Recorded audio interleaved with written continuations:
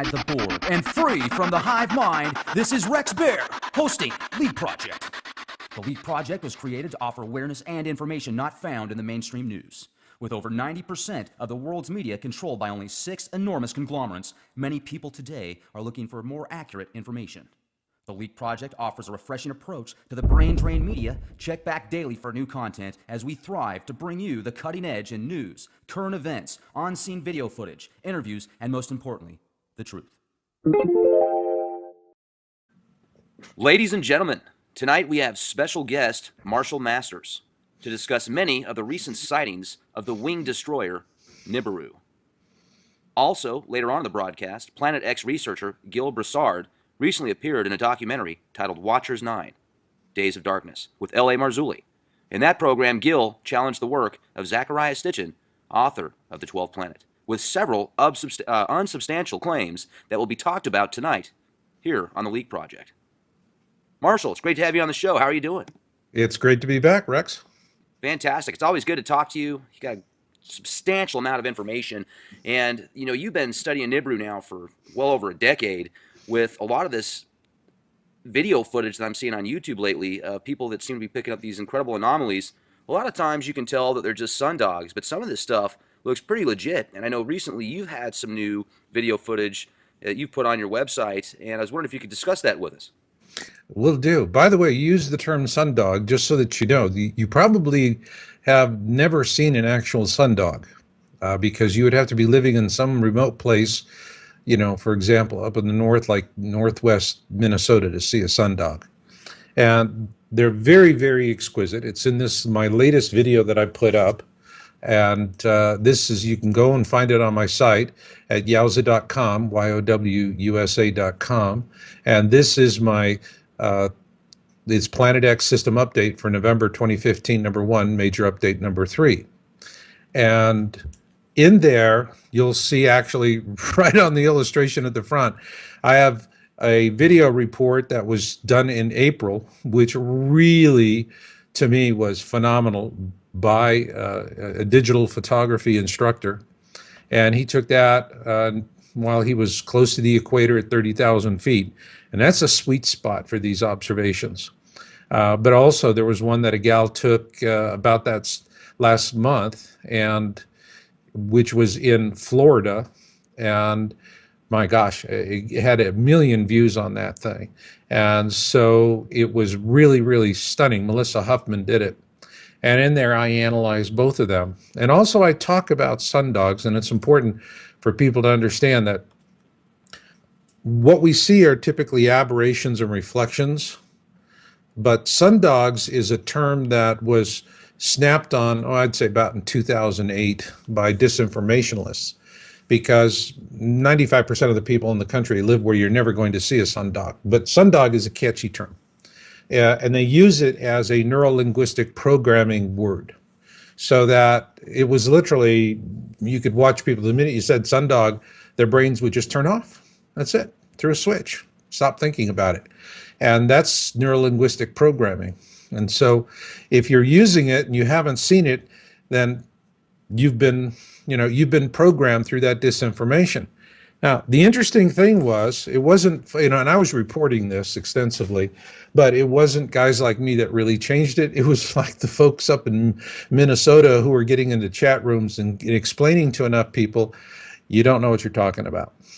And so that is the subtlety that we're dealing with here when we're looking at a lot of the images and things that are thrown up on the internet. And what I want to tell you, Rex, is that the vast majority of it is planted disinformation. All right. You have people that are doing honest, genuine stuff, and they're doing it. But what you see are YouTube channels that, they've got a smattering of stuff that was, downloaded and re-uploaded from other sites. Not a lot of traffic, not a lot of interest. But yet here they've got these, really insane pictures, and a lot of them are cloud reflections. We're seeing a lot of cloud reflections these days as a result of the geoengineering chemtrail spraying. And that has really done quite a bit to muck up the sky. People don't realize how obscure the sky has become as a result of all that. And a lot of people think that these chemtrails that are being blasted in the sky, sometimes they do it to block out certain parts where you wouldn't be able to see something like Nibiru if it was close enough for many people to see down here. What are your thoughts on that? Well, I think Dane Wigington really nailed it. He said there are just layers to it. There's just, everybody wants, give me that one thing, right? Give me the one thing. And it's just not one thing. It's like when you're talking about chemtrail spraying, Rex, it's like peeling an onion. Every time you got a new layer, you got a new reason to cry over something else. And it Sure. just goes that way. And so I think it's one of the other things. But principally, what they're really intending to do is uh, just straight up, okay? They're geoengineering the planet. This is terraforming. This is actual terraforming. We've seen like in the movies where remember the Alien series? I think it was in the second one where they go to that Oh yeah. planet that's being terraformed, Sure and do. you see what they're doing with it and how they're creating an atmosphere. Well, they did that in And the new movie. they're doing that to us here. That's what's happening here. We're being terraformed no differently than an alien planet. Yeah, that new Superman movie that came out recently. Towards the end of the movie, the people going after Superman from that planet, I can't remember the name of it. They were trying to terraform Earth, and it really made you think. So subconsciously, why are they doing it so much out here? Because it's so bad on the atmosphere. Yeah, I mean, and there was one fellow that did give an interview on it some years ago, and he didn't survive all that long after giving that interview. But he was absolutely convinced that this geoengineering was necessary to save the planet, which is dying. Well, the planet's dying because these guys are destroying our atmosphere. And so the ozone layer is getting hammered by all of this, and it's going on, and it's just, I see it especially here where I live in the Reno area in Nevada with the clear skies, and you'll see entire squadrons of jets up there spraying, and I'm talking 5 or 6 jets laying down checkerboard patterns. And it's not condensation trails. Once in a blue moon, you'll see a corporate jet passing over with a pure jet engine. A pure jet engine like that will create a contrail, and the contrails disappear from behind the jet pretty quickly. These sprays do not. They just linger up there. They linger up there. And it's pretty bad news. So this is happening. We have species depletion. I get into this extensively in my update video. The first thing I did in my video, because I really felt it was important to talk about it, was that remember in September of this year, we had CERN, the Pope's visit, and Blood Moon Tetrad. Yes. And I mean, everything was at a fever pitch. Everybody was expecting something huge and momentous. And we knew what was going to happen. I mean, this was just a stampede, and the elites are very good at doing this. And they stampeded a whole bunch of people into a whole lot of embarrassment. And that was the intention. They were very successful in it. And I can just see that there were probably a lot of folks that are new to the topic, particularly of the Christian faith, who got sucked into it. And the folks that start with the initial concerns, and what I point out in the video, it's the concerns are still legitimate, all right? But what the elites do when they're going to create a stampede is that they look for a concern that is date driven, okay? Or one that can be date driven. And they know that nothing's going to happen on that event, that it's, grapevine logic, whatever you want to call it. Well, what they do is when they see something like that, man, they turn the heat up on it. I mean, they amplify the dickens out of it, make sure it gets good search engine rankings and so forth. And then what happens is that they create this huge viral buzz, and people are speculating and worrying and pontificating. And then what happens? Boom, you got a non event. And now everybody that's been talking to their family and their friends and their coworkers about, oh, this is going to happen. Ooh, that's going to happen. Ooh, this is going to happen. Nothing happens. And they're listening to all these people they've been telling this to, going, well, there you go again. Chicken littles, the sky is falling. Man, you're stupid. And what happens? Well, from the elite standpoint, it's absolutely perfect because you've broken their spirit. When you break their spirit, it doesn't matter what their concerns are. They're not going to do anything about it. That's it.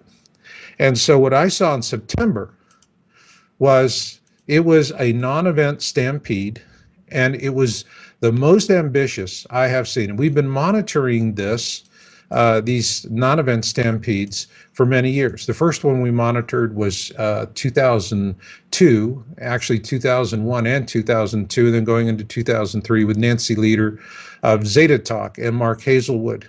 And they created a horrible non-event that was a real panic. It was a really sad time. We had a lot of people writing us for information and, should I sell my home? Should I flee to the hills? And we weren't seeing anything in the science that supported what Leader and Hazelwood were saying.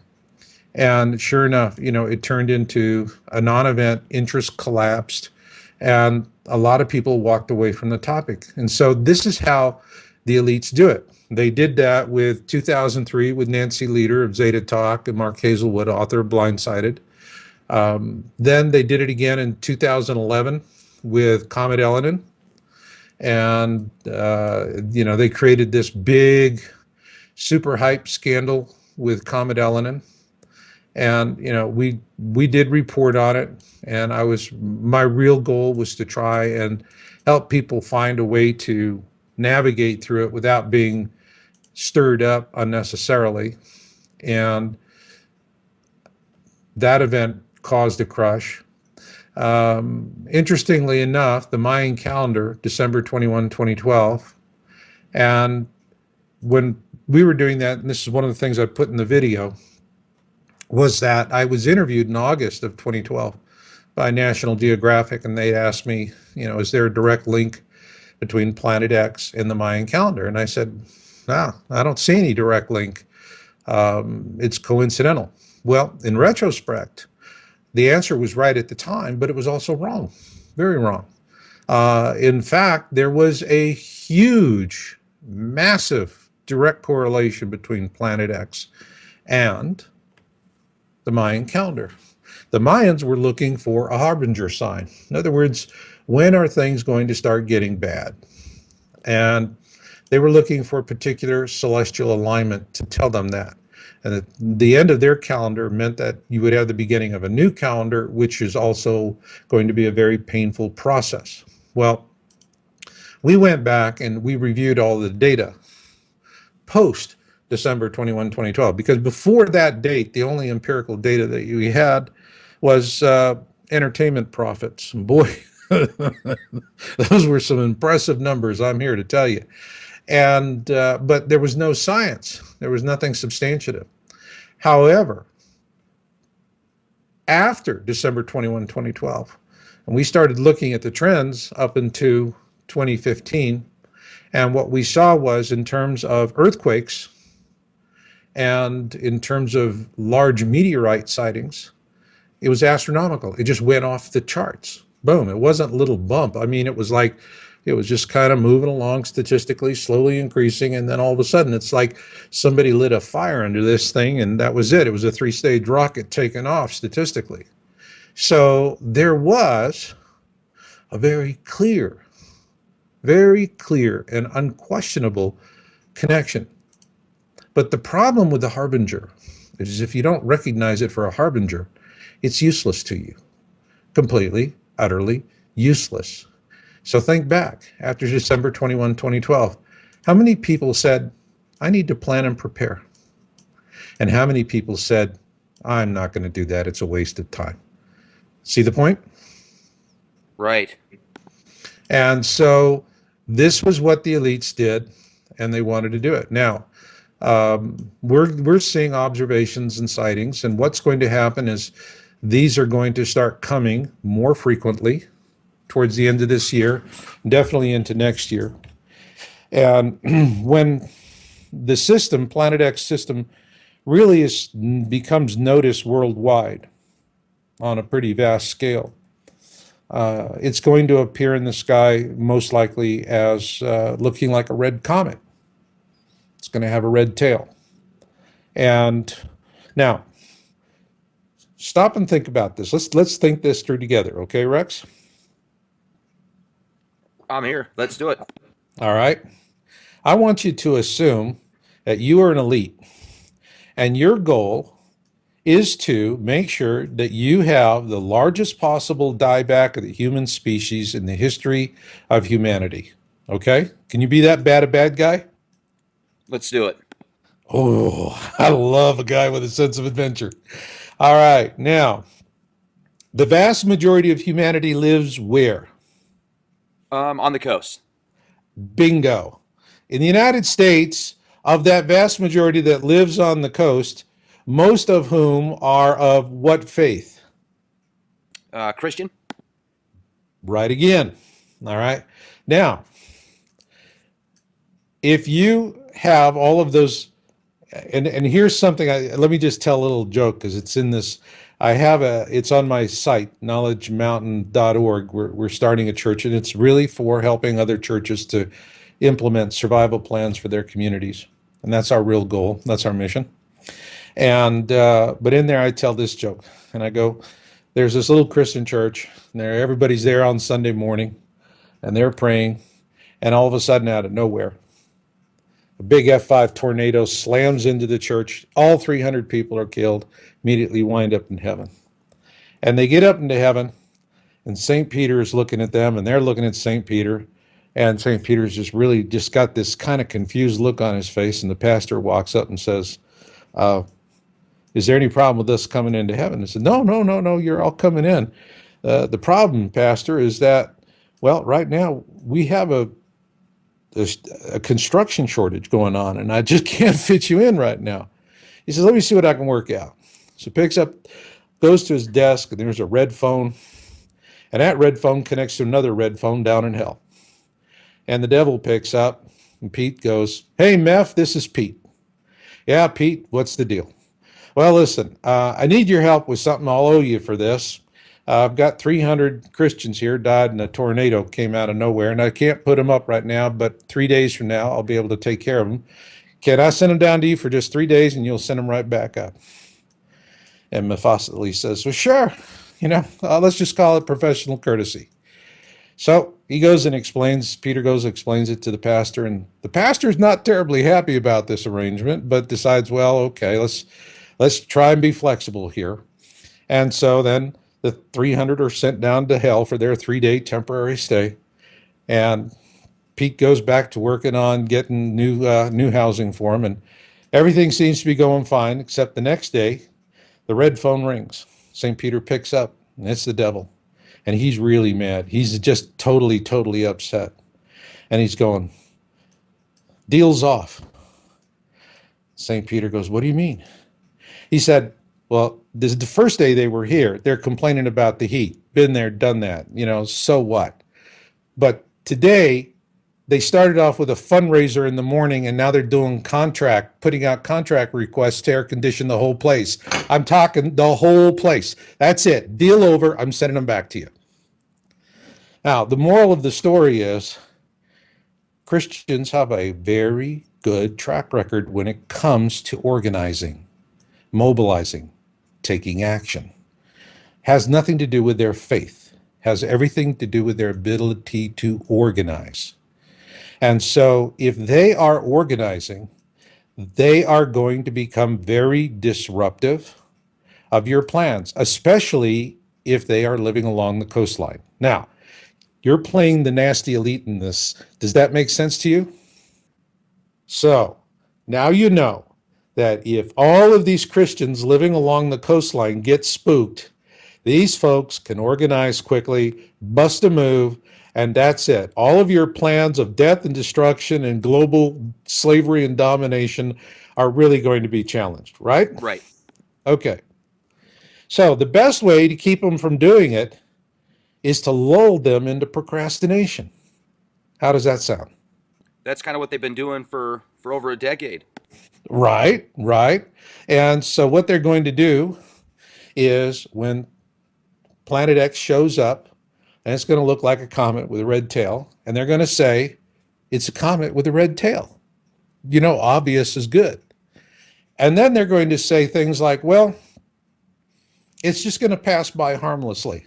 It's going to be an interesting light show, but it's like Comet Hale Bopp or Halley's Comet and these other comets. It's just going to pass by. All right. And what do you think people are going to do when they're told that? Oh, okay. It'll be fine. There you go. And so they're going to procrastinate, right? Right. They're going to keep their, it's just, they're just going to literally go and take a whole bunch of crazy glue and nail themselves to the floor. All right. And there's nothing better in the world, if you're malevolent, than a target that holds still.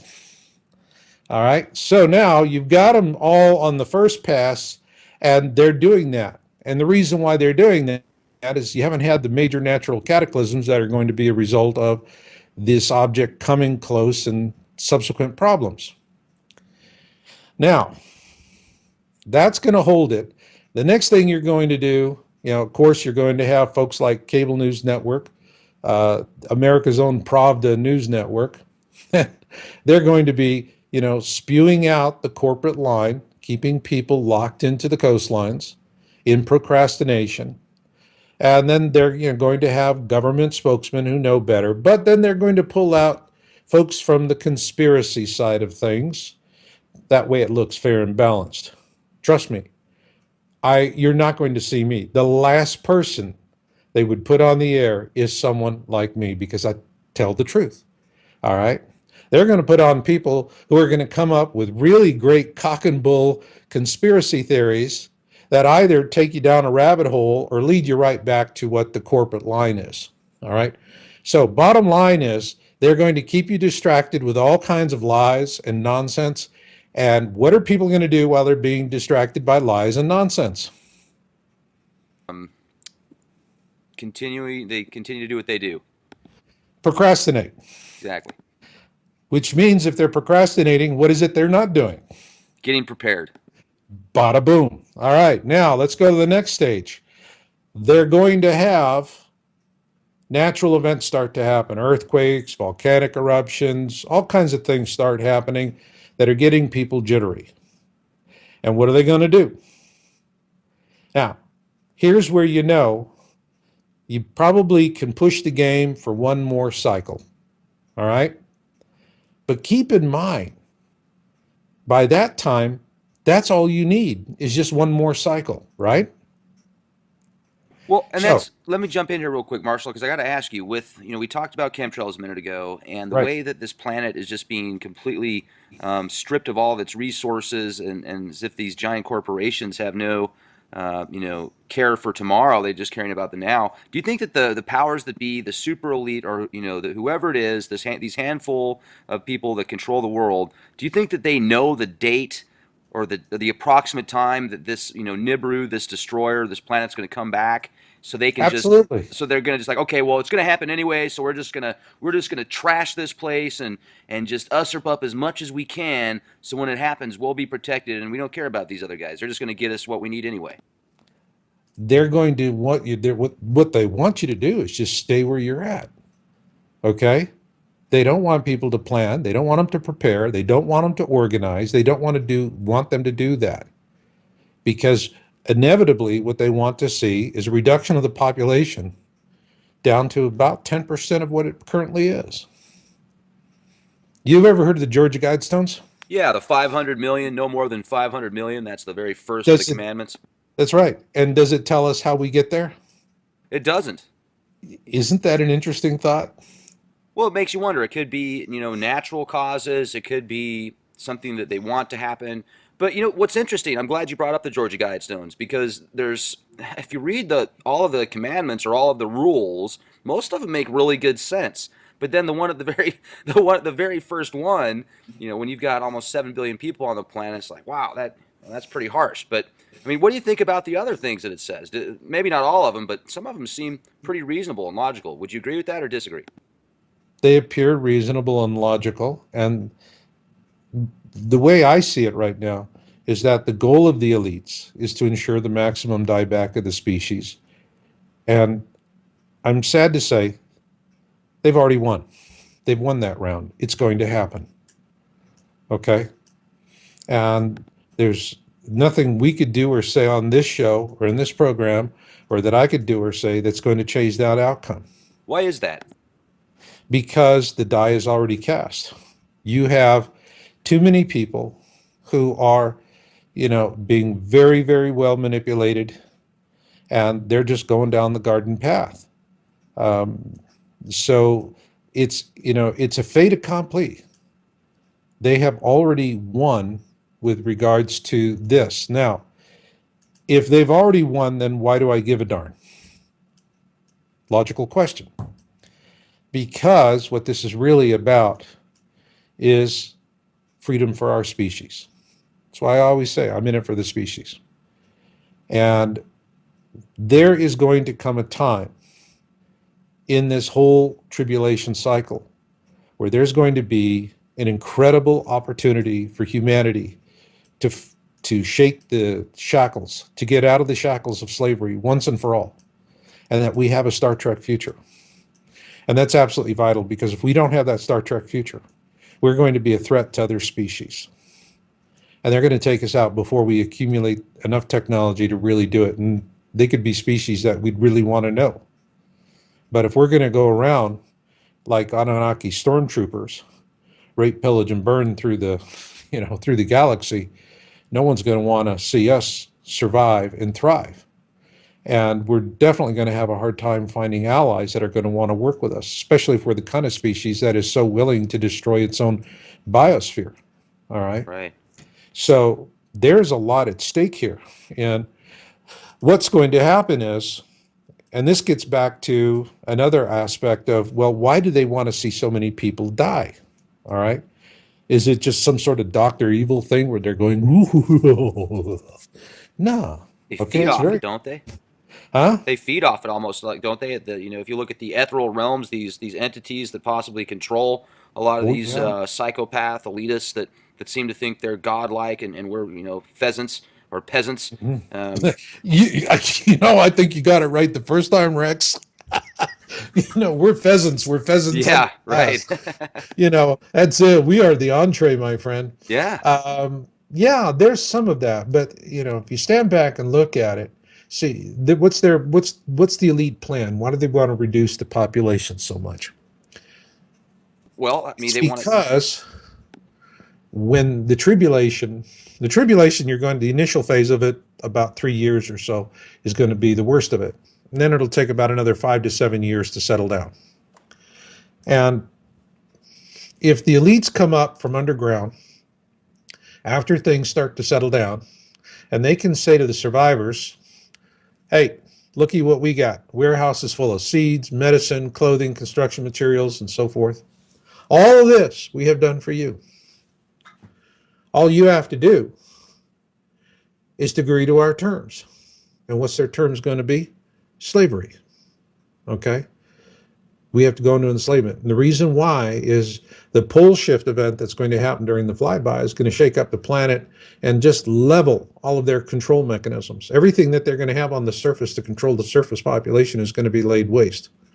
So what they have to do is to have an inducement to entice people to accept terms of slavery.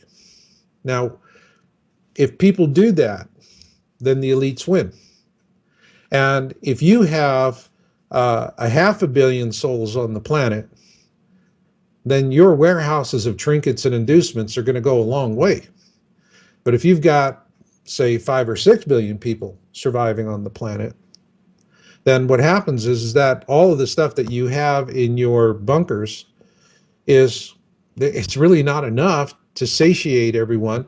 And then the other problem too is there's such massive numbers, they'll just take it from you. They'll overrun you and take it from you. Right. But if you have whittled the population down to under a half a billion, say more closer to a quarter of a million, hey, now they're pretty manageable. Now you can make them do what you want to do. That's the reason why they need the maximum dieback. That's the reason why they're going to need the maximum amount of procrastination to keep people in ground zero, certain death environments, like along the coastlines. That's the reason why they're going to target Christians very carefully, which is, that's what we saw with the Blood Moon Tetrad. Okay, papal visit. All right, they were really hitting on the Christian issues, and this was something new I haven't seen before. And, I mean, if someone says, well, gee, this is because how I believe in God, then you're stupid. All right, has nothing to do with that. When it comes to the elites, they don't care what you believe in. You are a statistical trend line. That's it. You are just a number in a database. That's it. And so what they see is they don't see people of different faiths. They see demographic statistics. And they say, how do we control this certain demographic group? And that's what they're really after. And so, people are going to want to believe otherwise. I mean, they're gonna find it impossible to believe that they're just in a statistically relevant demographic group, which is why they're being intentionally modified with their, and controlled through their own belief systems. But that's how it works, and that is how it's going to work, Rex. And they're going to be successful. Period. Well, It's a guaranteed deal. I'm just really, for me, it's talking to the folks who are going to survive this and get through it, the ones who are in awareness and willing to take action. and one of the things that worries me, Marshall, is you look at the possibility of this giant planet literally getting close enough to ours to where the poles shift and there's mass chaos and destruction. But with over 440 nuclear reactors around the world that have to have electricity to keep them cool so they don't go into meltdown, I mean, what happens if there's nobody to take care of those plants? Or like there's, I think, something like 30 or more just close to actually, I think it's over 50, 55 fault next to the Madrid fault line or close to the Madrid fault line, and I'm referring to nuclear reactors. So, Right. I mean, so how is the elite prepared for something like that to take place? Because even if they go underground, if they want to come back out in their lifetime or future generations, the planet's just going to have so much radioactive waste, and it might even get underground, wouldn't it? Well, they're going to be safe down there. They may have ways to actually deal with the radiation. Who's to say they don't? I would think that this, if I were in their shoes, first off, if you're going to kill off an awful lot of people, nuclear power plants is the absolute perfect way to do it. Uh, it's interesting. They're going around the world and they're trying to find places where they can build storage facilities to store all of the nuclear waste, for thousands of years. Right. And they can't find any place. And when they do get close to finding some place, the folks who live there go, not in our backyard. All right. And they're going out and they're spending millions of dollars on all of this and wasting a lot of time, money, and energy. And the interesting thing is, they've got all of this nuclear waste that they can't do anything with. And what do they do about it? They keep making more nuclear waste. It's retarded. It's totally retarded, or it's absolutely, and I'm sorry to say this, but it's absolutely brilliant.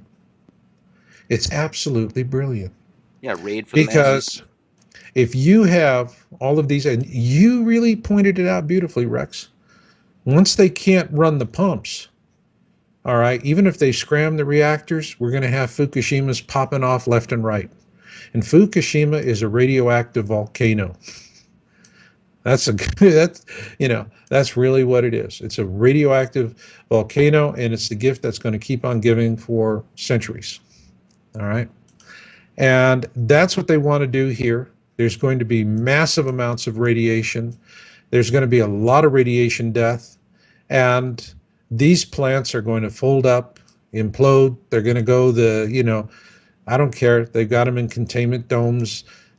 you're still going to have these things going Fukushima on us. And, we could have 140 Fukushimas in the country It's very insane. easily. It's absolutely insane. But also look at fracking. Okay. Fracking is, for me, it's really sad because I do relocation analysis for people. And when I first started doing this many years ago, before fracking, there were a lot of wonderful places to relocate to or to set up survival communities. For example, much of Pennsylvania was ideal. All right, not now, not after Tom Ridge fracked it from one end to the other. Well, These yeah. fracking wells, when you start having the major earthquakes, the casings are going to fail. Once the casings fail, this witch's brew that they use to make the fracking with, it's all going to come up into the aquifers, into the land. So you're going to see brown dead land, poisoned water, light match off of a pipes, and it's going to ignite and all of that stuff, and it's going to happen that way. And so there's going to be entire swaths of the country that would, under normal circumstances, be optimal survival zones that are going to be absolutely unsustainable death zones. And so you look at what they're doing with all of these nuclear reactors, the pile up of nuclear waste. People think about what's in the reactors. I look at the waste pools. You got to keep water in the waste pools because that stuff's still hot. All Wow. right. And what happens if all of a sudden you don't have the water to pump into the waste pools? Then the sheathing burns off on the rods. And if two rods connect when the sheathing is lost, it's going to start a fire like a phosphorus fire. And you're not going to be able to put it out. It's just going to burn and burn and burn and burn and burn. And it's going to put all kinds of nasty stuff up in the air. And so, again, they have really designed this very effectively so that they have ensured that there's a maximum die-off. That being said, I think that they probably have some way of reducing the radiation. They found something that they could do that with, and they're holding that in reserve so that when they come up, they'll just clean up the environment. The oceans will be dead. There won't be any sea life in the oceans, but they're not going to care about that. Because what they care about most is maintaining control. That's what it's all about. In the final analysis, the slavers want to continue controlling the slaves. And that's what the whole thing's all about. So, how do we end run that process? All right, this has to be the logical question. And it's simple. If, when they come up with their trinkets and inducements, people say, no, we don't want it, they're not going to be able to really do much to hurt them. I mean, the elites, their tactic is always first comes the carrot, then comes the stick. But the thing about it is that they're not going to have a pretty big stick. All right. They're going to cause some mayhem, but they're not going to have a big stick. And if people on the surface have self-sufficiency, hope for the future, and know they're not alone, now they've got options. Big difference. If they don't have options, a bad deal is better than no deal at all. But once you got options, that's a whole different thing. Does that mean everybody on the surface of the planet is going to say to the elites, we're calling your bluff? You keep your inducements? No. But then again, you look at the history of our country, it was only 30% of the people lived in the colonies who actually stood up for independence and paid the dues. The other 70% either sat on the sidelines or helped the British. So it was only 30% of the population was necessary to effect a change. These are doable things. These are doable things. And so that is the real important thing, is that you have folks who will, when the time comes, stand up and say no. And if we do that, if we call the bluff, we can win. And winning means we're going to be free as a species. It's still going to be tough times. It's going to be hard times. But it's going to be hard times where we are going to be free as a species. We're not going to be manipulated like cattle in the way that we currently are. And that is going to offer humanity a huge, huge step forward opportunity to have a Star Trek future. And for me, that's it. That's the name of the game, a Star Trek future. Because if you don't have a Star Trek future, what are you going to have? Go on Netflix, rent Hunger Games. That's exactly the future that the elites want us to have. And you're bringing up so many synchronicities right now, Marshall, because it's funny. I was flipping through the channels earlier today, and the Hunger Games came up, and I started thinking about that. And earlier, I was thinking about what it would be like if we were in a Star Trek society, because right now we're, with our situation and the way the world turns, basically, it's a consumer-driven society. Consume, consume, consume, consume. Don't give back what you take, and there's only so much of that we can do with a Star Trek type society. I could definitely see a substantial improvement. But we've talked a lot in the past about Nibiru, and also what would happen when people finally know for sure that it's going to take place when the government actually admits it. If they do decide to admit it, we talked one time where you said, well, they might even have kind of like that Soylent Green movie where people, when they're ready to die, they can go into these booths and have a happy death. But a couple years ago, I read an article on Yahoo News actually that talked about how, I think it was, Betelgeuse was going to explode, and it was going to look like a planet in the background, or in the atmosphere. And I was wondering if they'd come out with articles like that to make people think, oh, that's not Nibiru, that's just a star or whatever. It just seems like so much conditioning for many years, and maybe these 2012 events, or these fake events that take place where they create this mass consciousness of people being nervous about the end times, and then it doesn't happen. It's as if they're playing cry wolf so much that when it does get to be that time, people won't really care or think it's going to happen because of the past. Well, you know, something happened last September, and I know you were as you were going through that setup. I'm just going, man. I feel your frustration, Rex. I have been there, seen it, done it, bought all the T-shirts, and it stinks. But something amazing happened in September. It's not all hopeless. Yeah, there's a dark cloud coming, folks, but there's also a silver lining in that. And if you just stop and look at it, and that's where my interest is right now, is in those silver linings. And the silver lining here was, in the past, when the elites were running these expectation stampedes, what happened afterwards was that folks, for the most part, early on, like especially back in 2003 with Leader and Hazelwood, it was just quiet. A lot of folks just were humiliated. They felt they'd been skunked, and they didn't want to say anything. They just, kind of tucked their tail between their legs and wobbled off.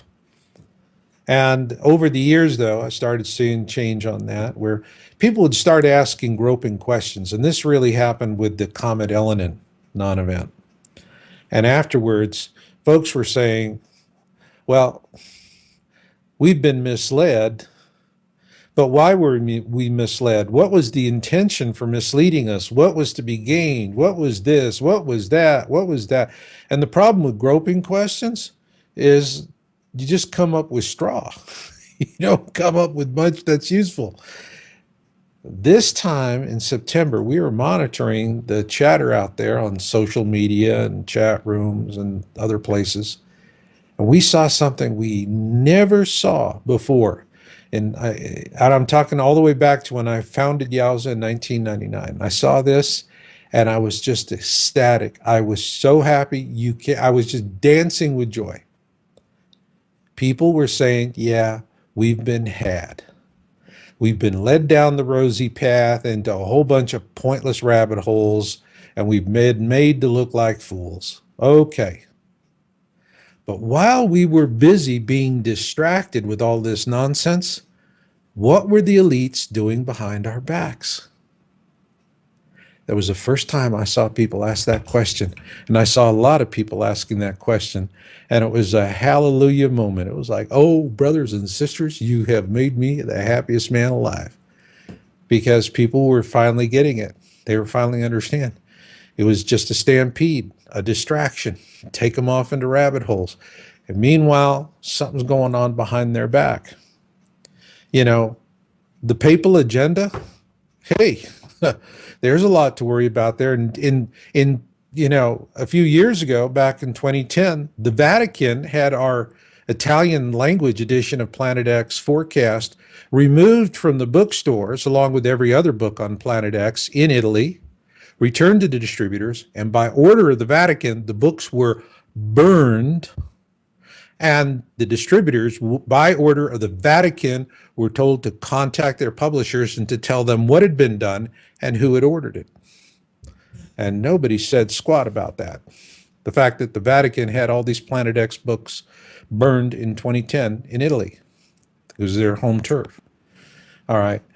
You have all of this heavy control, but here we still enjoy a small modicum of freedom, enough that people can think for themselves. So, you know, I'm really, really delighted to see what happened in September, that enough people were going, okay, what were they doing behind our backs while they had us distracted? That gives me hope for the future, Rex. It gives me real hope. Yeah, and it seems like we get one step ahead, and then something happens, and two more steps behind. And right now I'm referring to Paris and the Bataclan or the Bataclan attack that happened September 13th, or not September 13th, but Friday the 13th. I'm sorry, Mm-hmm. and it seems to me like there's so much disinformation about this event that took place. I've been doing some research, and it's been confirmed that there was a mass drill, multi-site exercise planned for a mass shooting the same day in Paris when that took place. And I'm looking at some pictures that were released of the people that were supposedly killed, or at least 25 of them that were still in the theater. And it doesn't, I don't know, it just seems very peculiar. Have you had an opportunity to do much research into that? I haven't done anything, but you're not the first one to feel that there's a false flag element to this. Yeah, And remember, the one thing, if they're going to impose martial law and other such draconian measures, they can't do it because of Planet X. Because what would that do in terms of maintaining procrastination of large demographic groups living along the coastlines? They're going to bust a move off the coastline. So you have to find something else that is going to reinforce the procrastination. And if it's something where you're saying, okay, this could happen to you anywhere in the country, then what's the point? You're going to be at risk no matter where you live. And that's a way to enforce the procrastination, impose, very stringent, tight controls. Look what happened with this. Immediately, the president of France closed the borders. right. All right. And border closings are going to be something that we're going to see quite frequently. And that is going to be absolutely necessary for maintaining control. Because once things really start to get there and they get nervous, you know, what they'll do with the last time around, because we're going to have events that are happening and people are going to be nervous and unsettled, and they're going to ratchet up the rhetoric, and they're going to go, don't worry, well, these are unforeseen things, but our statistical models, et cetera, and so forth, are telling us that it's going to be a small bump in the road, but nothing to worry about. And what are people going to do? Are they going to believe what they want to hear? Or are they going to believe the truth? What do you think? Uh, they'll probably believe what they want to hear. Absolutely, Rex. That's what's going to happen. And by the time they wake up to the bitter truth, is going to come a period I call the rage. And this is when people are going to take to the streets. This will happen during a time when it's very draconian. They're going to want to have a pretext for implementing all of these extreme measures. Again, without attributing these extreme measures to what is going to happen with the Planet X flyby. Because the minute you do that, the minute you say, we're declaring martial law because of Planet X, what you're going to have is all of these coastal residents are going to be moving inland like crazy. And that is going to create a nightmare and throw a huge monkey wrench into the plans of the elites. But if you can keep them settled on the coasts, keep them situated in place so that they don't do that, then when the major events that are going to take vast numbers of lives, think of what happened with the 2004 Sumatra superquake and tsunami, all right, and all of the people that died in one day. It's huge, all right. So that death toll wouldn't have been as high if those people had been living inland. They were living along the coast. Now, the interesting thing to note about that event and the effect of awareness was in Sumatra, the people who didn't die were what we call the native ignorant natives, the ones that sit around the campfire at night talking about the big great turtle, and when it shakes its back, that the turtle is angry and you have to run up into the hills to go to the protection of the cloud gods. It doesn't matter what it is. Bottom line is, started shaking, and these quote unquote ignorant natives said the turtle's angry. That's it. We got to go to the cloud god, and they're running uphill screaming, "Feet don't fail me now." They all survived. Conversely, animals, wild animals, they survive because they understand you go uphill for something like that. Domesticated animals stayed in their pens, stayed in their stalls, and that's where they died. You look at the people along the coastal areas who are going, well, look at that. The water's gone out and all these fish are stranded. Get a basket. Let's go pick up the fish. We have a free lunch. Dumb. They should have been running uphill as fast as they could. But they were smart because they had jobs and money and education and, quite frankly, easy to program. All right. So, same thing's going to happen here. And people are going to, they're going to cling to belief. Another thing that works very much in favor of the elites is something that's part of the human psyche. And, it's called normalcy. And which is simply to say, with normalcy, if it hasn't happened in my lifetime, it's not going to happen. Or if it hasn't happened in my lifetime, my parents' lifetime, it's not going to happen. And you have that normalcy bias that, reinforces the denial. And people start to act like, they have been tied to the railroad tracks. The train is coming. They can hear it chugging way, way down the line. And they're laying there. And instead of trying to figure out how to get out of their bonds, they're going, I'm absolutely convinced that train is going to go off on a sighting before we get here and we're going to be just fine. Thump, thump, end of story. All right. But also look at what we see as a continual, repetitious theme in the movies we get out of Hollywood. Think back to the movie 2012.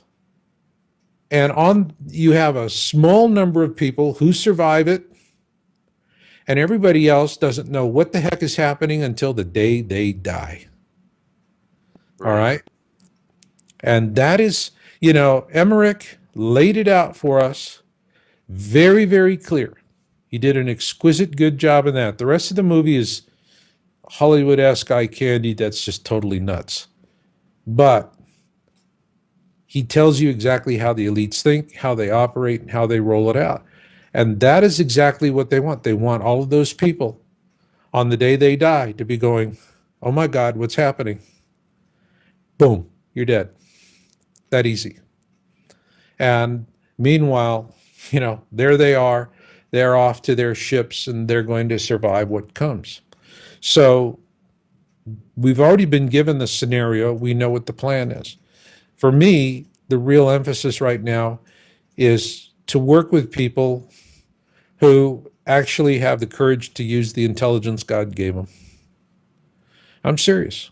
I mean, a lot of people are so good at denial. I remember, about a month and a half ago, I was sitting out in the jacuzzi in my complex, and there was this nice family. They were up from the Northwest. We were talking about geoengineering, chemtrail spraying, and they said, oh, well, our TV station told us what that is. It's when we see contrails, it's foreign jets from other countries. Oh, wow. Wow. This was being broadcast on their local news, and they bought it. All right. They didn't question it. If they had taken the time to research and validate the claims, they would have learned that high bypass fan jet engines, which is what we have on everything at the airport, when you see what's a high bypass jet engine, well, you have that big, huge cowling in the front, and then that long, thin tube that comes out the back of the engine. That long, thin tube is actually the engine, and that big cowling is a bypass fan.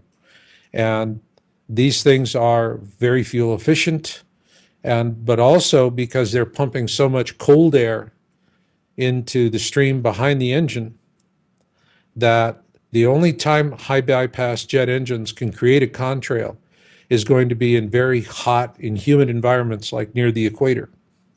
That's it. Up in our latitudes, you're not going to see that unless it's very rare extreme circumstances. And then, I'm saying, but don't you notice the patterns where you see, 5 or 6 jets in the air and they're laying perfect checkerboard patterns? Well, yeah, we just figure it's, the international jets. And, I told him, I said, well, you ought to do your homework. What you'd find out is that international jets that are flying with the old conventional pure jet engines, like legacy Boeing 707s and the very, very old 737s, that these airliners can only land near a coastline. And it has nothing to do with contrails. It has everything to do with noise abatement. They're just simply noisy jets. And so that's the reason why they're not allowed to fly over land. So what they're telling you about international flights is a lie. An international flight can overfly the United States if it is following noise abatement procedures with a high bypass fan engine, which is not going to produce contrails unless it's very extreme circumstances, very extreme. And so here we are. We have jets in Reno, and this is wintertime, and man, they're laying them up there. And you see you see this aerosol spray, and it hangs in the air. And then the other thing is that it falls in clumps. When these aerosol sprays start to disassemble, if you will, you see them, they look like zippers, is about the best way to describe them, because they just start clumping as they come down. Condensation doesn't do that. Condensation doesn't clump and get a zipper pattern. So all of this stuff is going on in front of people's eyes. They don't want to see it, and they're not going to see it until it's too late. So what we can expect to see, and this will be something I call the rage, and the rage is going to come. And when we have the rage, this is when people are going to realize they've been duped, they've been had, and that's when they're going to march on the Federal Building downtown. And when they do, they're going to get down there and they're going to find themselves facing a whole bunch of heavily, heavily, heavily armed people in, desert fatigues, whatnot, assault gear, MRAPs, armored cars, machine guns. I mean, everywhere they're going to look, everyone's going to be carrying assault rifles, fully automatic, all of them loaded with hollow points. And it's interesting. Other governments are building bunkers for their people. Our government bought 1.8 billion rounds of hollow point ammunition for us. Isn't that interesting? Yeah, boy, it's Mr. Thoughtful. It's because they love us. Huh? I said it's because they love us. Because they love us. And so what they'll do is there will be 2 warnings, most likely. And they'll say disband and go home, or we will take dramatic action. Disband and go home, or we will take dramatic action. And people are going to be, stick it up yours and whatever, and they're going to be feeling pretty cocky. And then that's when they're going to open up and they're going to mow people down. And they're going to kill a lot of people.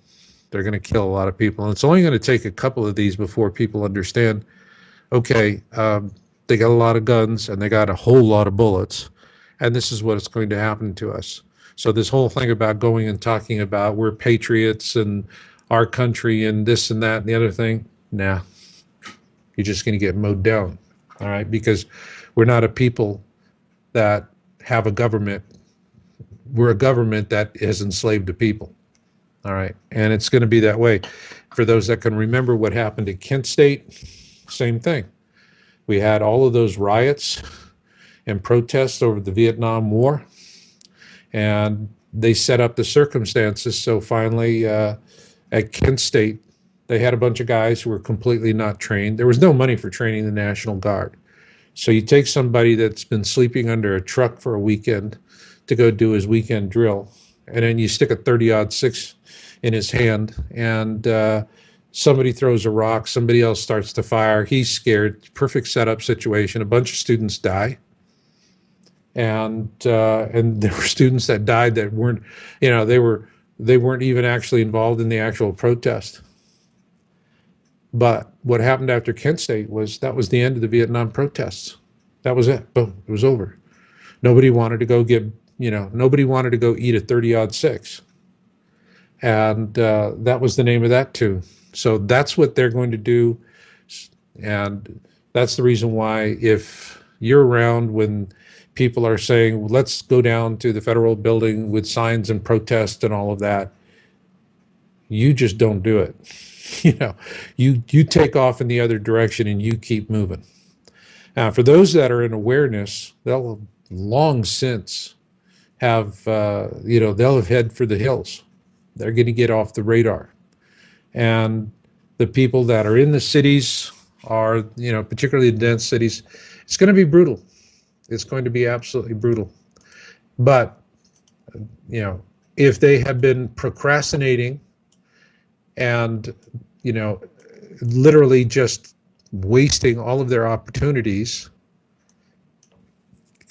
to organize and to do something constructive, if they have squandered all that time, by the time this begins to happen, there's nothing to be done for it. All right? They've lost. And hopelessness and despair will set in. And that's the way it's going to go. And you're going to see people, the government is going to be able to take Americans and control them just as easily as the Nazis were able to take Jews, gypsies, and anyone else they wanted and stuff them into cattle cars and send them off to camps to be gassed to death. Those people they did it. They got in the cars. They knew they were going to their deaths, and they did it anyway, because their spirits were broken. So that's the same thing here. So all of these mechanisms, all of this is already in place. People don't want to see it today for the same reason that they didn't want to believe that Hitler was going to be the monster that he turned out to be. Right. Neville Chamberlain, Peace in Our Time. I have a signed document. That didn't work out too well. But still the same, it went that way. And that was the reason why Winston Churchill wound up becoming prime minister, because he was continually warning people in magazine articles and whatever he was writing all the time, help support himself. And he was saying, Herr Hitler is going to be a nightmare. We're going to have to fight him. And people laughed at him. They mocked him. They ridiculed him. But who did they turn to? They turned to Churchill, because that was it. They understood. It was all over but the crying, and they were in for a hard fight. It's human nature. It's just human nature. So, I don't try anymore, and it breaks my heart. I'm going to have to tell you, it really, really breaks my heart to say, if someone is just going to allow themselves to, frankly, die from procrastination, then that's their call. And there's nothing to be done for it. And unfortunately, this is the way that a lot of people are going to meet their ends. But on the other hand, that's the reason why, I'm doing what I'm doing now, because I'll be double damned if I am just going to give up and throw in the towel. I'm a go down fighting kind of guy. And looking at it, it's a matter of, okay, if the vast majority of the population, they're walking dead. They're just walking dead. I'm sorry. That's all. They're just walking dead. And I don't want to call them sheeple and other stupid names and insult them. It's just unfortunate. They've been manipulated with a really, really Machiavellian, nasty end run, and there's nothing to be done for it. The elites have already won this victory. It's just a matter, it's like, you play chess, and if you're really good, you're going to checkmate the other guy in 7 moves, and that's it. 7 moves later, you checkmate him. That's it. It's already checkmate. It's a decided checkmate. It's just you got to wait for the moves on the board. However, there is going to be a narrow opportunity to help some folks. And these are going to be, and interestingly enough, the very same group that the elites are programming into procrastination and what I call faith-based organizations. And faith-based organizations have a really unique survival set of attributes. One, they typically will have an accepted chain of command. That's very important because if you look at egalitarian communes, it's the reason why most of them fail and collapse. It's the reason why most of the survival groups fail and collapse. They wind up getting into leadership disputes, and it just fractures the communities, and they fail. With a faith-based organization, you are already going to have somebody that is looked up to, and you're going to follow them, especially if you feel that they have a good beat on where things need to go and they present a good vision of where to take things. And so this is a huge advantage faith-based organizations have. And that is also a huge advantage over for-profit as well. The other thing that faith-based organizations have as a huge advantage is the ability to quickly marshal resources, all right, both people and materials. You go to have a for-profit project, it's going to take a long time to roll it out because now you've got everybody sticking their thumbs in the rice bowl. You got to take care of governments who want their piece of the action with taxes, corrupt politicians who want their piece of the action, the investors who want to be protected, and everyone is always doing everything to, make sure that it's economically viable, et cetera, et cetera, et cetera. Bottom line is, it can take a long time for a for-profit to work. And then you're going to have people cutting corners left and right so they can look like heroes on a spreadsheet. And that's going to build in a lot of problems downstream as well. So with a faith-based organization, which is nonprofit, you're not going to have these kind of limitations. What you're going to have are a lot of people who say, okay, here's the vision. This is what we want. This is what it's going to look like. Here's what we got to work with. Let's get it done. We're going to build a library for the church. Boom. We're going to get it done. We're going to build, an auditorium for the church. Boom. You're going to get it done. All right. Things are going to move along pretty quick. And it's going to, again, marshaling of people and resources. And it's amazing what happens when a whole lot of people just show up on a Sunday to start doing things, swinging hammers and paintbrushes. Now, the third thing that's real important for faith-based organizations is that faith-based organizations have a wide diversity of talent. Rex, I cannot overstate the importance of this. Think about it. There you go to church. I don't care what faith denomination, it doesn't matter to me. I'm a non-denominational guy. You're just going to go and you're going to be with others and pray with others. Person in front of you could be an engineer. The one to the left of you could be a sanitation worker. The one to the right could be a doctor. The one behind you could be a dentist. You don't know. You got people come from all walks of life with a diversity of skills. But you also have that little old grandma that runs the bake sale every year for the church. And by golly gee, she can organize stuff like no one's business. And she brings a lot of talent to it.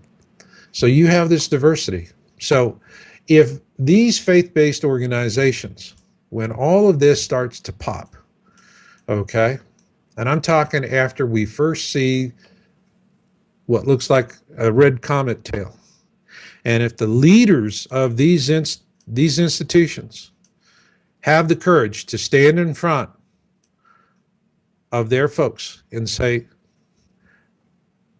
I don't care what you hear on CNN. I am telling you, we are looking at a clear and present danger, and we, as a congregation, have to do something about it right now. We need to get going. And if they do that, there will be a small but effective window of opportunity for them to do something, to get their people out of harm's way and to survive the coming tribulation.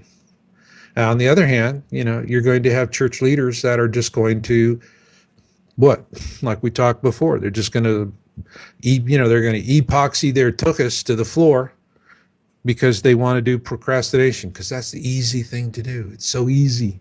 Your congregation doesn't want to be upset. Don't upset them. Don't show the leadership. Don't try and say, hey, we need to do something about this. All right? Don't rock the boat. And also keep in mind, ask yourself, why is it that Homeland Security and FEMA have been training members of the clergy?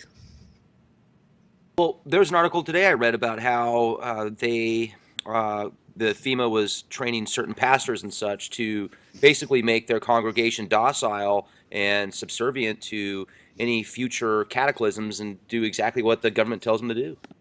Exactly. Exactly. Forrest Gump said it best, stupid is as stupid does. All right.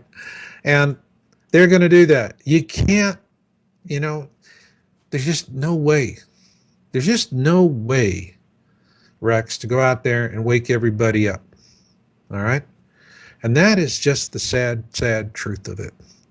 But there are going to be those that they're going to have the courage to stand up. There will be those. They will be few. They will be precious. All right. But when they do stand up and look at it, they are going to mobilize their people, and they're going to do it, and they're going to do it fast. And so that for me right now is the direction that I'm taking with the work that I am doing, is that I am looking at that narrow window and that demographic of people that I feel are going to have a good opportunity to get through. Literally, the meek. They are the meek.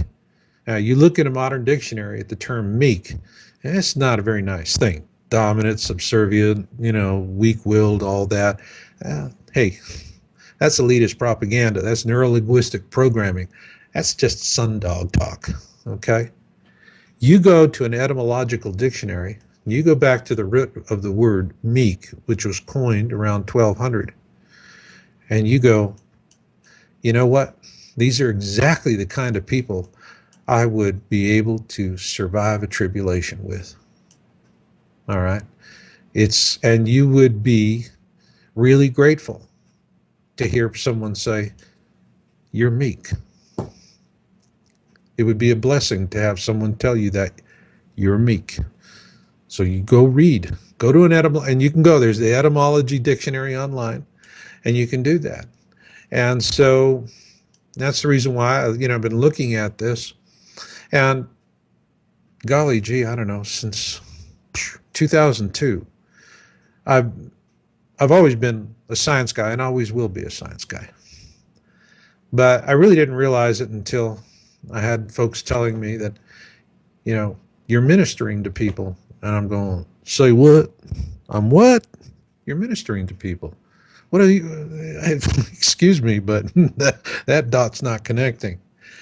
And they go, what do you tell all these people that come to you and tell you they're in awareness, and they see it, and their families are mocking them and ridiculing them, and they're being humiliated? Their spouses are threatening them with divorce if they don't shut up. What are you telling them, Marshall? And I said, well, I'm just telling them that you're not alone. You got brothers and sisters, and your ranks are growing every day. I know, because this is what I do every day. Every day. And I see it out there. For those that are in awareness, golly gee, it's a hard time because they can't see their brothers and sisters in awareness. But I see them because I talk to them all the time. Golly gee, over the years, thousands of them.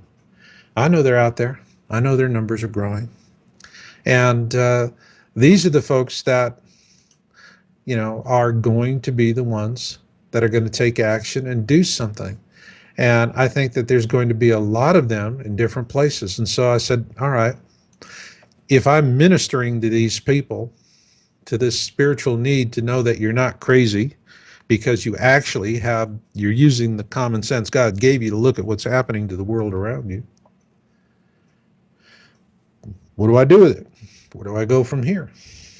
And so that's the reason why, what I've done is I have formed Knowledge Mountain Church of Perpetual Genesis with Jennifer Burns. And it really stems out of what triggered it was I wrote an article back on my website called God's Mission in Planet X.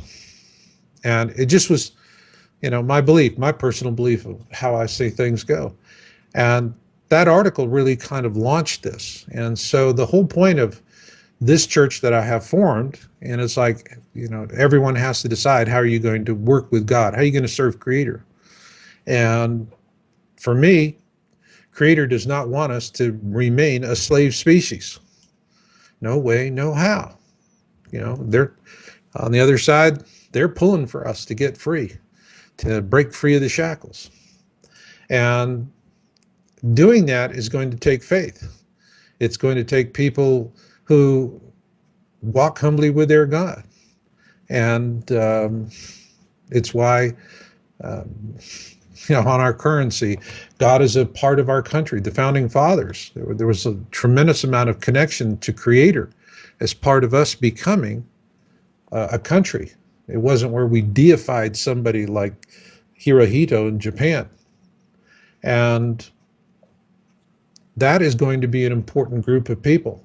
I don't care what walk of faith that they have, as long as they're, they walk humbly with their God and they do justice and love mercy. That's it. That's my only criteria. And so what we're going to do with this is knowledgemountain.org if someone wants to go visit and see. And we're still in the process of rolling it out.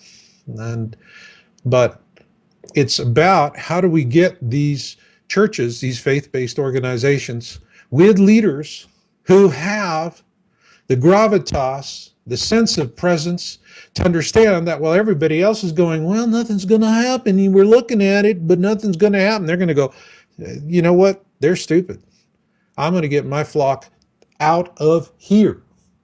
Well, I'm going to get them to safety. We're going to make life. We're going to have an enclave somewhere, and we are going to make life. We're going to get through this. And they've got the guts to do that.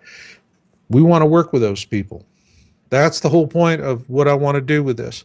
And so the auxiliaries of the church are devoted to that purpose. One is the Dome Community Working Group, and it's a think tank for how do you organize a rapid deployment community?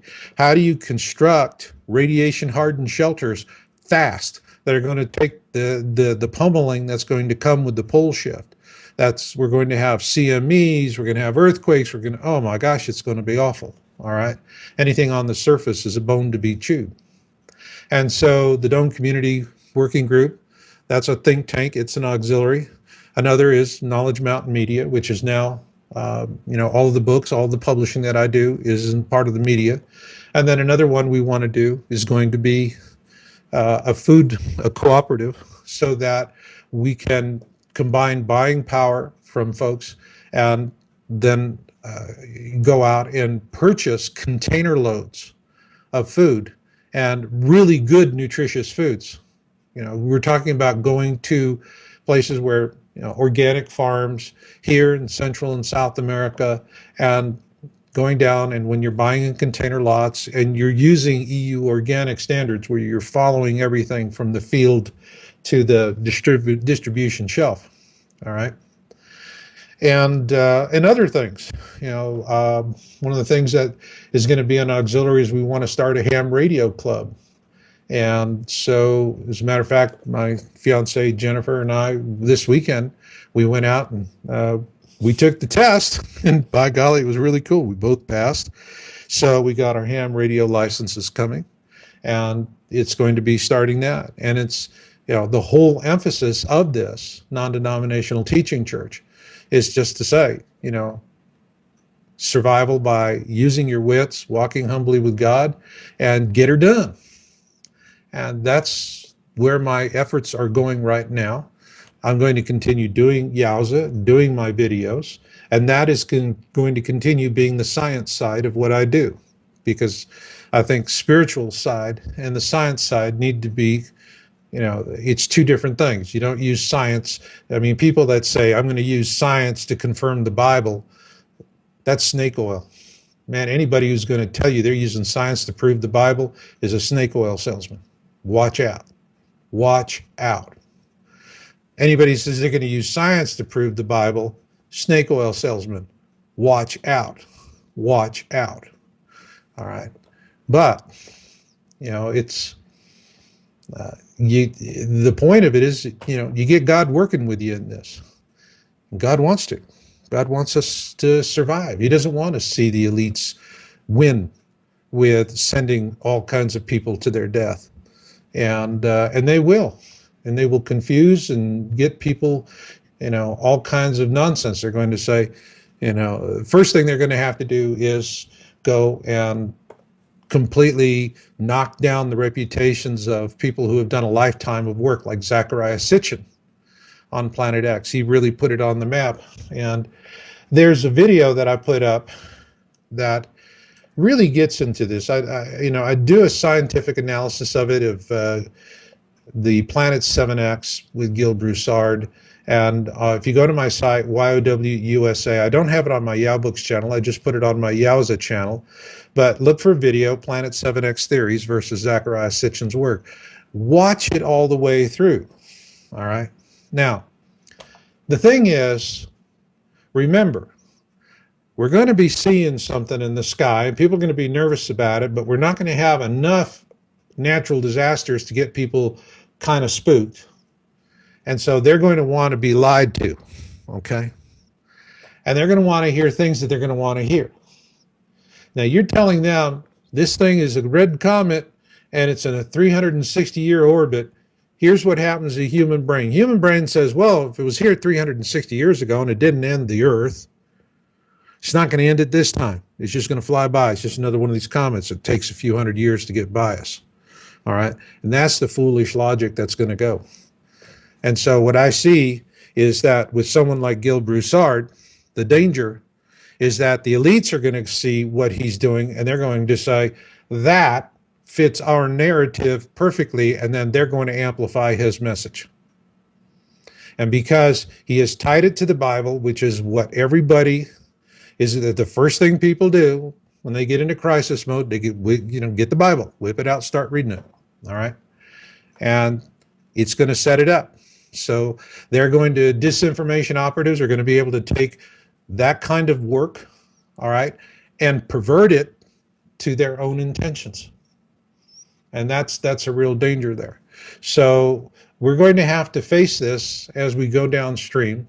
But again, I think that faith-based organizations with good, strong leadership, people who are going, yeah, we have a clear and present danger. And I'm going to tell you, I have had a lot of conversations with doctrinal Christians. A doctrinal thinker of any ilk is just someone who says, well, that's an interesting idea. I got to ask somebody else about it. I'm not going to think about it on my own. And it's always the same conversation. We say, okay, do you believe in the Bible? Oh, yeah, absolutely, absolutely, absolutely. Do you believe in Revelation? Absolutely, absolutely, absolutely, absolutely. Do you believe it's going to happen in your lifetime? No, no. So, let me get this straight. We're on solid ground for 2 out of 3 issues. You believe in the Bible, you believe in tribulation, you just don't believe it's going to happen in your lifetime. That's right. How's the weather? What do you mean, how's the weather? I mean, how's the weather? When was the last time you looked up at the sky? You ever heard of something called geoengineering? Have you looked at the number of meteors that are following? Have you seen about all the volcanoes that are erupting? Have you noticed any of this? And that's when you get these blank stares. And then all of a sudden, what you get from people after that, and I'll tell you, because I've had these conversations so many times, is it's the assumption nonsense. Well, if it was that, then we'd see this. And if it was this other thing, we'd see that. And if it was this other thing, we'd see this. Right. All they have is assumptions. And every time I go through and it's agony for me, but every time I just simply patiently say, okay, that's your assumption. Let's talk facts. A, B, C, D, E. And by the time I'm finished with it, they realize that their assumption logic is stupid, naive, and counterproductive. And what they do, and to be honest with you, 9 times out of 10, then it comes out with what I call foxhole bravado. I don't know, if it's going to come down to that, I want to die in the first round. I don't want to live through that. Well, That's it. That's their planning and preparation. They just don't want to live through it. They want to die. it's easier for them that way, and then that would make sense for some people if that's their mindset. Now, you know, Zachariah Stitchin is very famous for his book, The 12th Planet. He put together several books before he passed, and just a ton of really neat information. Whether I believe it all or not, I don't know, but certainly food for thought. And when he does talk about the 12th planet, there's basically that 3,600 year orbital, pattern where it comes to Earth every 3,600 years. But it used to be, it seemed like they just talked about Planet X or the one giant planet, and now it's as if it's an entire system, like an entire solar system. So is that why it's now called X7, because there's 7 planets and moons Yeah. connected to it, or what's that process? Well, the Planet 7X, and in this, if your viewers want to watch this video, because if you want to see convoluted logic that has no substance in science, I exposed the man. Okay. First off, I personally knew Sitchin for a small period of time. I have, I just really admire the man. I stand on his shoulders as a researcher. All right. All of us that are serious about this, we stand on his shoulders. He was an amazing man. And I watched Gil Broussard get into Watchers 9, and he's like, well, no one, I mean, and he kind of can't get it out right, is no one validated his work. All right. That's a vague, unsubstantiated attack on a man's reputation. All right. I heard that and I'm going, if you're saying I've read his translations and here's my skill set and, this was not translated properly or whatever the case may be, he comes back with specific, he has no specifics. He has these generalized attacks that just like demean an entire lifetime of work for Sitchin. And Sitchin's been dead for 5 years. I'm really sick of watching these guys that say, I want to get famous by peeing all over someone who's dead and in their grave. It's real easy. Right. And that's when I saw that, I just said, okay. I went to his website and it says, using science to prove the Bible. I said, well, fine, then let's use science to evaluate Broussard. He played the game. He called the game. Okay. Well, science has what's called peer review. And I went through that interview with him and L.A. Marzulli. And I just based solely on his answers to Marzulli in that interview, I was able to analyze all kinds of things about him. First off, he says it's Planet 7X because it's 7 times the size of the Earth. But keep in mind, he has given this a scientific designation, all right, of 7X. But he also in that interview says nobody's ever seen it. No one's ever seen Planet 7X. No one's ever seen Planet X. Okay? So how do you create a scientific designation for an object that has never been observed? That you would say with absolute certainty that it is 7 times the size of the Earth. Other researchers are anywhere from 4 to 6 times the size of the Earth. He's 7. All right? You look at the history of Planet X, that term dates back to just after the discovery of Uranus. If you go on Wikipedia and read about Percival Lowell, you will see that on Wikipedia it says Lowell's greatest contribution to astronomy was his search for Planet X. That's on Wikipedia. There is a scientific basis, in fact, for the term Planet X. For Planet 7X, it's a total fabrication Broussard has done. All right, it's contrarian fabrication. Now, I looked at it and he said there's no data to support a 3,600 year orbit. He made that as a statement of fact to demean Sitchin's work. Well, I downloaded his timeline slide, and he's got 52 slides. And on one of those slides, he is quoting Robert Harrington, an astronomer who wrote a brilliant paper on Planet X and who appeared with Zecharia Sitchin in a video documentary in support of Sitchin's position. And so, and I showed this in the video. I showed the pictures of he is sitting there with Sitchin. And he's not the only astronomer who's validated Sitchin's orbit. All right. Carlos Munoz Ferrada. And there are no professional astronomers, none, that have in any way endorsed Gil Broussard's orbit. But what really annoyed me was Broussard said there's no data to support Sitchin's work, and yet he is citing Robert H. Harrington, an astronomer for the U.S. Naval Observatory in Washington, who was assassinated after appearing in that video with Sitchin, to use Harrington in support of him and his 360-year orbit. All right. That's bait and switch. That's it. That's just pure, plain bait and switch. But the other thing with Broussard is I'm a publisher, small publisher. All right. But I understand the business and what it takes to get things done. I downloaded his timeline file. There's 52 slides in that file, massive PDF files. But the artwork is absolutely first-rate professional. This is not amateur artwork.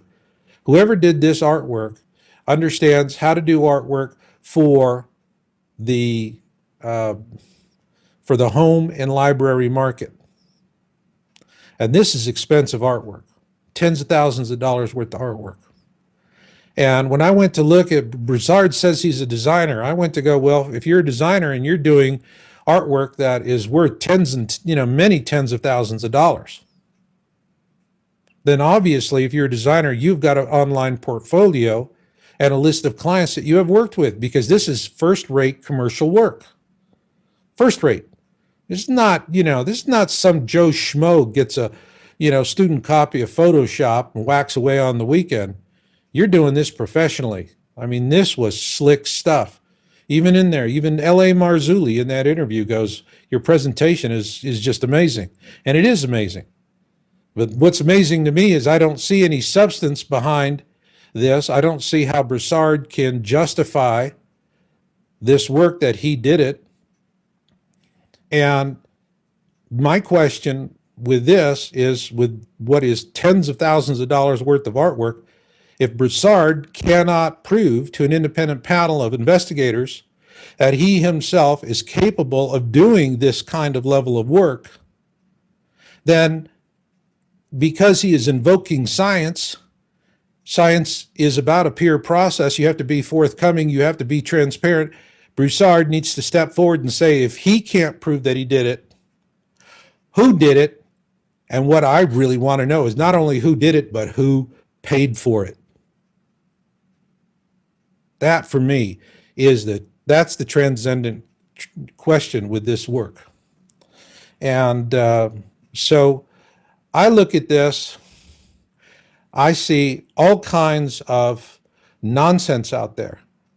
One of the things that I struggle, life's hard for me. If I were out there and I was a shill and I was just out to play off of people's fears with a bunch of nonsense and fear porn, I'd have a better living than I do. But to me, it's about integrity, because one day I'm going to be standing in front of my Creator, and I want us both to know, warts and all, I kept the faith. All right. But I see an awful lot of nonsense out there, a lot of craziness. It's distracting, and it's really hard for people to get a good, solid bead on this topic. And unfortunately, a whole lot of it out there is being pumped by paid disinformationalists for that very reason. Because if you can't afford for people to come to a consensus, because if they come to that consensus, they will organize and take action and your powers will become impotent, then what you do is you pervert the situation long enough to prevent consensus. So you inject confusion. And that's what you do time and time again. And it's been a long time of fighting this fight. And I have to say, in the last year, one of the things that's really put a glow on the rose for me, so to speak, are all the letters that I get from people.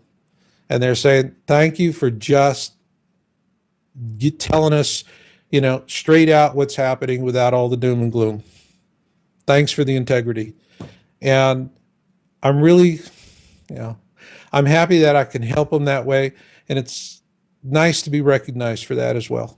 And so that's what we really need. We need a lot of people out there that are going to approach this with integrity and compassion for everyone. We're going to employ a scientific mind to it so that the reporting is going to be as accurate as possible.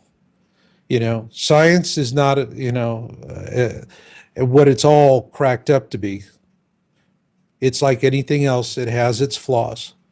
And to be honest with you, when I hear the word someone say, I'm a scientist, what I usually hear somebody saying is, I'm the only one who has the right to be wrong because you're not smart enough to think for yourself.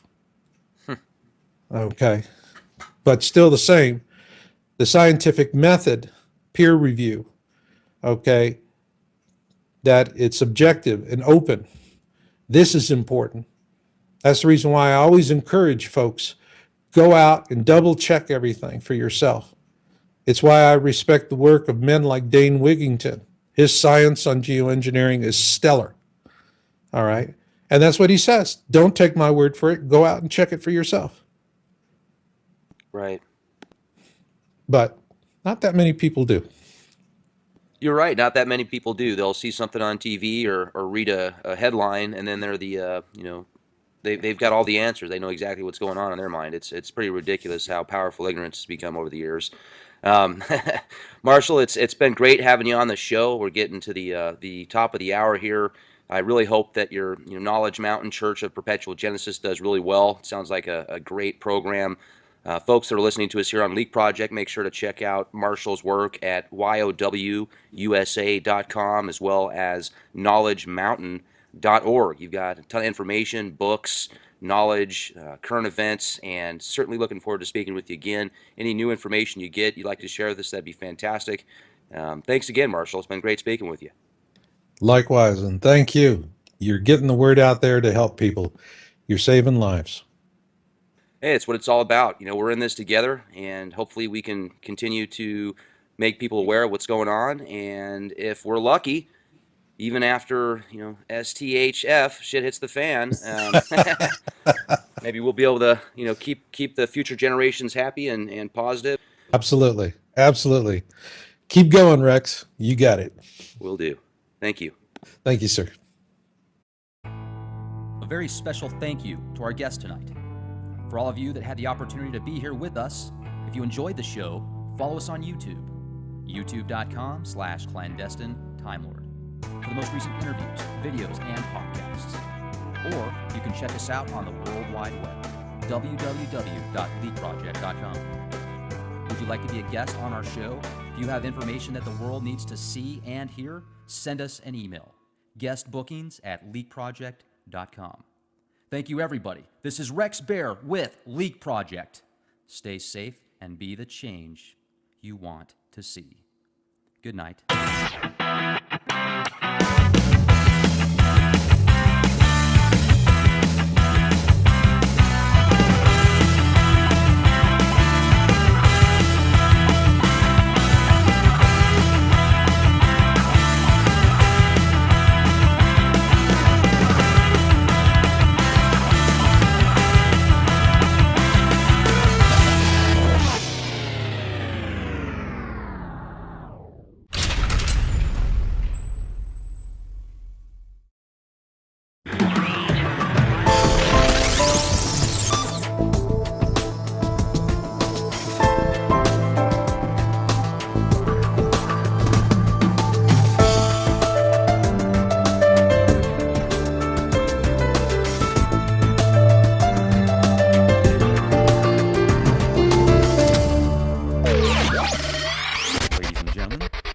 inside the Borg and free from the hive mind, this is Rex Bear hosting Leak Project. The Leak Project was created to offer awareness and information not found in the mainstream news. With over 90% of the world's media controlled by only 6 enormous conglomerates, many people today are looking for more accurate information. The Leak Project offers a refreshing approach to the brain drain media. Check back daily for new content as we thrive to bring you the cutting edge in news, current events, on-scene video footage, interviews, and most importantly, the truth. Ladies and gentlemen, tonight we have special guest Marshall Masters to discuss many of the recent sightings of the winged destroyer Nibiru. Also, later on in the broadcast, Planet X researcher Gil Broussard recently appeared in a documentary titled Watchers 9, Days of Darkness, with L.A. Marzulli. In that program, Gil challenged the work of Zecharia Sitchin, author of The 12th Planet, with several unsubstantial claims that will be talked about tonight here on the Leak Project. Marshall, it's great to have you on the show. How are you doing? It's great to be back, Rex. Fantastic. It's always good to talk to you. You got a substantial amount of information. And, you know, you've been studying Nibiru now for well over a decade with a lot of this video footage that I'm seeing on YouTube lately of people that seem to be picking up these incredible anomalies. A lot of times you can tell that they're just sundogs, but some of this stuff looks pretty legit. And I know recently you've had some new video footage that you've put on your website, and I was wondering if you could discuss that with us.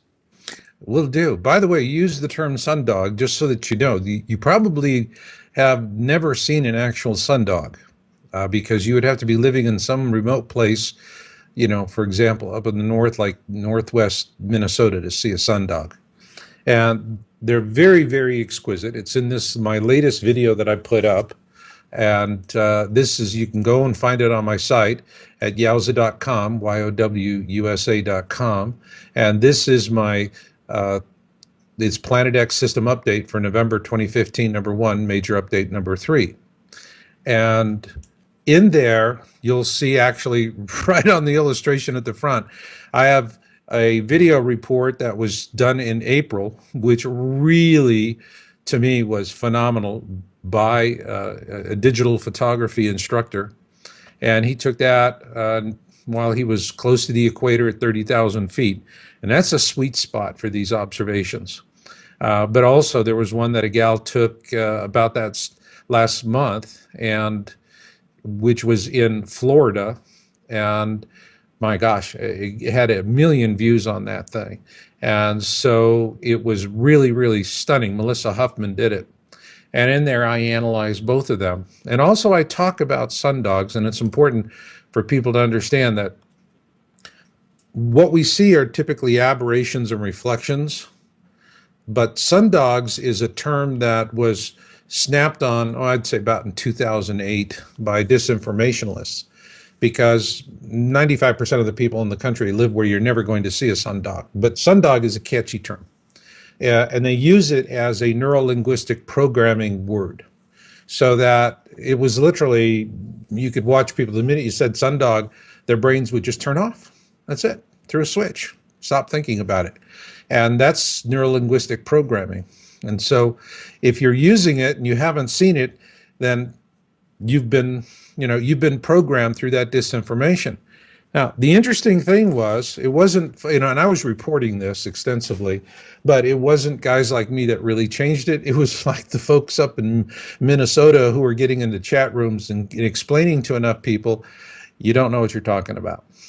And so that is the subtlety that we're dealing with here when we're looking at a lot of the images and things that are thrown up on the internet. And what I want to tell you, Rex, is that the vast majority of it is planted disinformation. All right. You have people that are doing honest, genuine stuff, and they're doing it. But what you see are YouTube channels that, they've got a smattering of stuff that was, downloaded and re-uploaded from other sites. Not a lot of traffic, not a lot of interest. But yet here they've got these, really insane pictures, and a lot of them are cloud reflections. We're seeing a lot of cloud reflections these days as a result of the geoengineering chemtrail spraying.